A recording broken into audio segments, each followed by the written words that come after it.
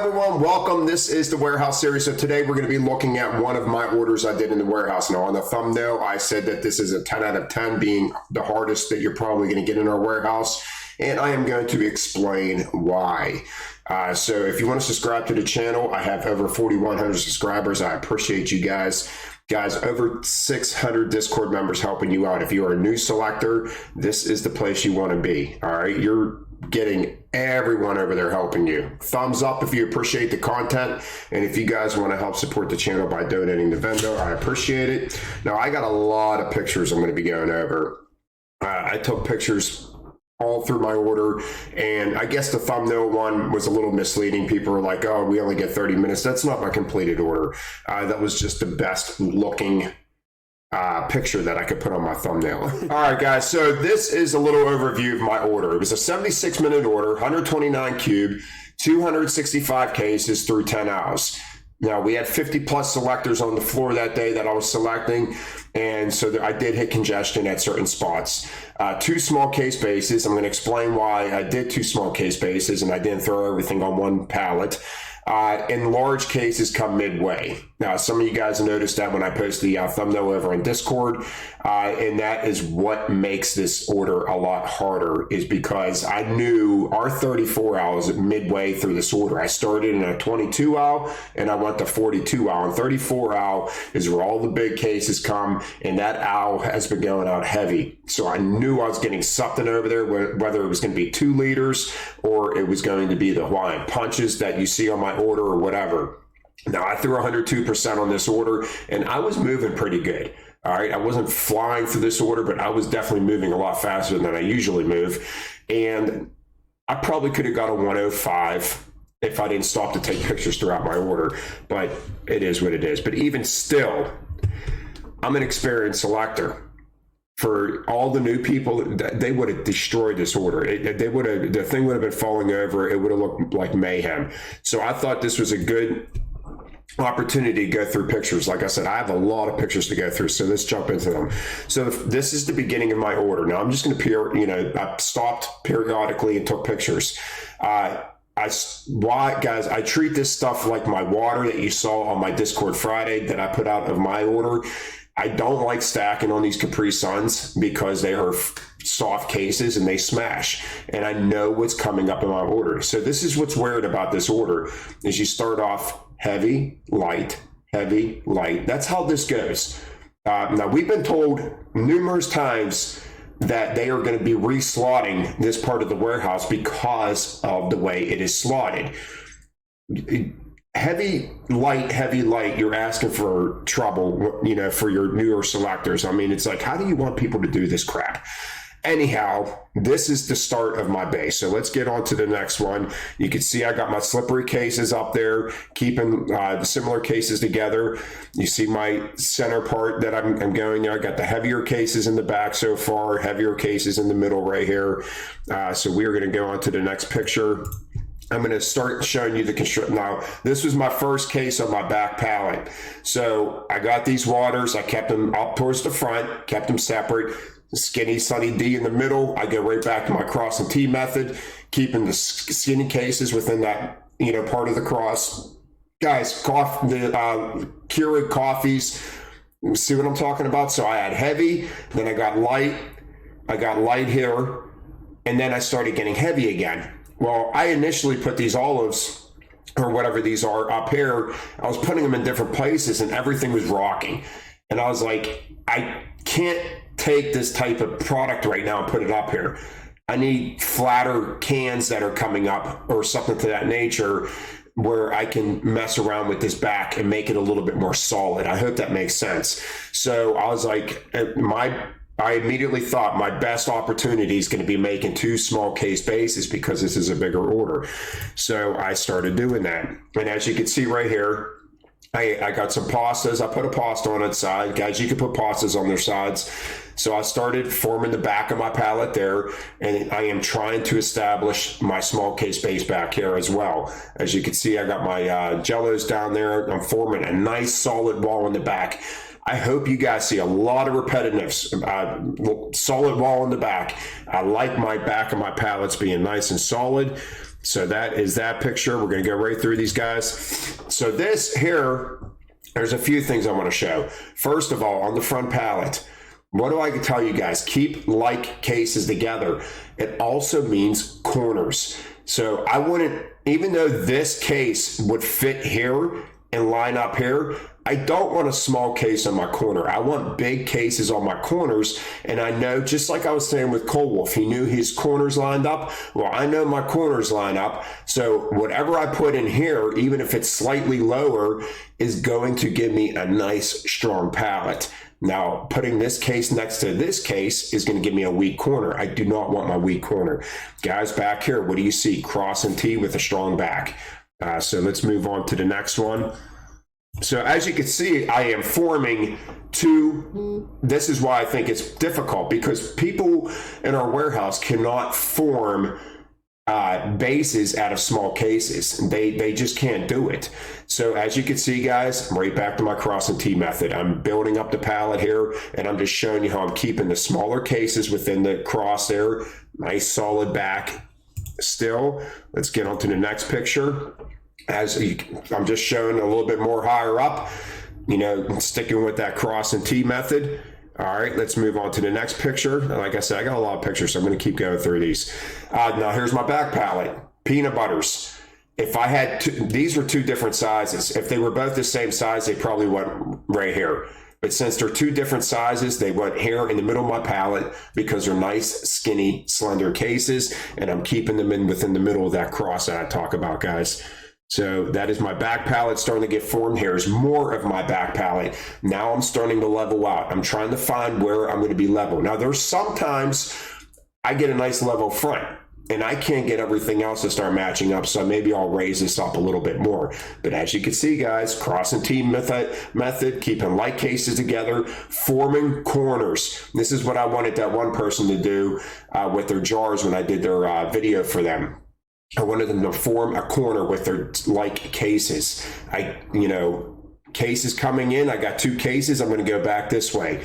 So this is the back pallet starting to form right here. Once again, guys, this is not easy for people at my work to do. Now, I have my two small case bases, and then I started getting bombarded with these stupid Hawaiian punches. Now, if you throw in the dry warehouse, these things suck. They are a cube. There's like zero way of tying them in when you have uneven surfaces. So what I started doing was focusing on the perimeter of my pallet on both of them, because I knew after this, I got smaller cases coming up that I could fill all the gaps in with. So I wasn't really focused on the middle of my pallet, and that is where a lot of people go wrong in our warehouse, is they would have started throwing these in the middle of their pallet. An uneven surface in the middle of your pallet, and you throw one of these Hawaiian punches on, that is what knocks your pallet over. Because once a pallet, or a case rather, of Hawaiian punches leaning in the middle and you're higher on the outside, there's nothing you can do with that except keep wrapping it. So that is why I am stacking these like this. Let's look at the next picture, see what we got here. And I'm just showing my back pallet now. I am just stacking all around the perimeter of both of these pallets, and I'm stacking up. And this is what was making it difficult. And level 10 for me, maybe not, but for 99% of the selectors in my warehouse, this is a level 10 for them. For you experienced selectors on Discord, this might not be a level 10, but I guarantee 99% of the selectors in our warehouse are screwing this up. Maybe 98. I might give a credit to a couple more. Here we go. So what I'm showing you here is how I'm stacking and leaving all these holes open. I'm not forcing cases in places they don't fit. I'm just going to keep stacking up, and then I'm going to take my smaller cases that are coming up after these Hawaiian punches, and I'm going to start filling in all the holes. Guys, this is how I select. I tell you, the worst thing you could do is force a tie-in and force cases where they don't belong just because you want to fill a hole in. Here's another part of that, what's this? The front of my back pallet, I believe. And I just want to show you guys, just forming, that base out of all different cases. There's nothing here that's the same. Through this whole entire front pallet, there's no cases that are the same except for these 2 liters right here and the Hawaiian punches on each corner. you know, but I just see how I'm starting to fill in holes now. I got salad dressing. And when I start filling these holes in, it has nothing to do, when you're column stacking with squares like this has nothing to do with the case resting on it. It has everything to do to keep this and this from rocking back and forth. That is all these cases are doing, is keeping the shifting, you know, from side to side. So let's get on to the next picture here. All right, so right here, side view. Guys, that's it. This case right here, finger's length. That is all I will stick a case out off the side. If it's any longer than that, I'm done. I'm not doing it. But as you can see, I tied in my base really nice, guys. Even though I'm column stacking back here because I had to. I had no choice. I did tie in the front because I'm tied in right here. So I did tie in the front, but this back, I had no choice but to keep column stacking because I just kept getting square boxes. And once again, guys, you could see, besides the Hawaiian punches, everything's a different case. And then right here, same thing, salad dressing, just wedging cases in to keep each tower from not rocking back and forth. Right here, I don't usually do that. This is that evaporated milk or something to that nature. It's small little cans, it's not going to hurt it. But once again, it's not serving a purpose for this thing. Even this case, this is all about wedging. So basically, you could call this a wedge order. This is all about putting cases in between my two towers to make sure that they don't rock back and forth. And that's exactly what I did through this order. And people don't think that way. Right here, I got a hole. All right. And I had to put the Quaker there. Now, there's a couple things I want to say here. One, you see me forcing something in that hole? No, I am not going to force a case somewhere it does not fit. You're going to make your pallet worse when you do that. Now, I got a lot of this case hanging into this gap. It is leaning up against my Hawaiian punch. So what I did is I put a heavy case directly in line with the 2 liter, and I put a light case over the gap. I don't want a heavy case over the gap because it's going to put more weight into that gap. So guys, it is common sense, but a lot of people don't think that way. Hot sauce right over the 2 liters and put that in the light case. I got another, that might be the same salad dressing I wedged in there, I'm not sure, but I wedged salad dressing in there to keep the stuff from shifting. All right, guys, here we are higher up the order, and this is, I believe this is the picture I took online, maybe not, or put on the thumbnail. This was an open spot. As you can see, no one's in the aisle with me, so I utilize this. I don't like holding people up just to drop my pallets to take pictures, although I was utilizing the time to wrap the middle of my pallet as well. So I wrapped the middle of both pallets. Now, I wanted to show you this here, guys. I mean, you could see just trying to form the nicest base I possibly can, keeping the smaller cases in the middle, see the Hawaiian punches. Now, this Mott's right here, I'm at towards the top of my pallet. Now, I would not do this any lower. I'm towards the top of my pallet. I had nowhere to put this. I actually stuck this on my jack for a little bit on the platform of my jack because it just wasn't working whenever I was getting the Hawaiian punches. I could not take one more heavy case. So I put it on my jack, and then I put it up here. I did not stick it on the corner because when I stuck it on the corner, I had a slight rock, and I'm like, all right, so I'm just going to push this over. And it's just taking the weight off of this corner and sticking more weight into the middle of the pallet. So I didn't care that I lost a quarter of my pallet up here, but that's what I did. Guys, I even got 2 liters after those Hawaiian punches. I just could not take any more weight. So, I mean, we're talking all small cases up to the top part of this pallet. So let's take a look at the next picture. I'm just showing you in the middle what I ended up getting. I got more 2 liters. I was squeezing the 2 liters in there. This is Velveeta shells, not going to hurt being on its side.